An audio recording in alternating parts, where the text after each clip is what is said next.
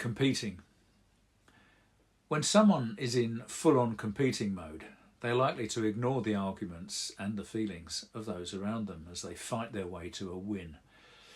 And although in this course we talk about people gaining from a positive solution, we often have to use the word win when talking about people who are frequently competing and measuring their success by the number of losers they leave behind. In a positive way, competing can be sticking up for yourself or for what you believe is right.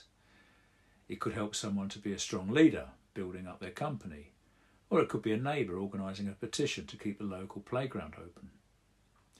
At its worst, competing can look like all-out war, with someone using all the power they have, their position or authority, their wealth, their willingness to upset someone else's life, or even just their ability to be menacing, to get what they want.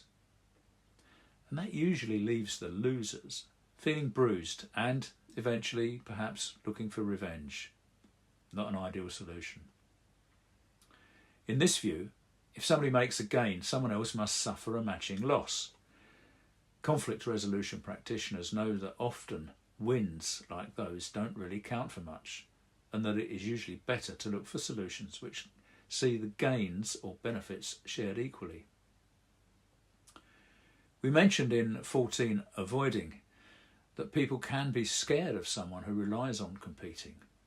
Sometimes this means that communication fails, neighbours refuse to speak, colleagues are frightened to pass on bad news. Whenever that happens, it's more likely that there will be further disagreements, disputes and conflicts, and so early action is best.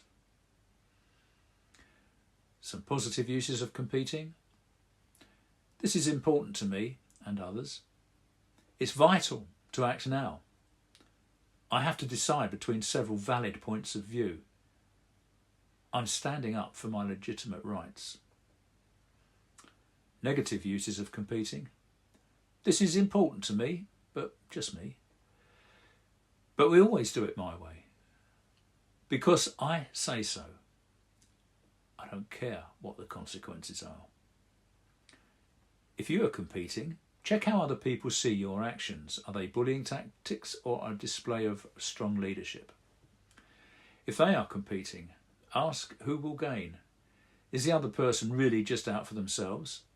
Or are they fighting to protect something valuable, such as the success of the business or their right to enjoy their home quietly? It might be worth simply asking them to say what is important for them. Then you can tell them how you feel. Once you know where everyone stands, it's a good time to consider the value of looking for a positive solution where everybody gains.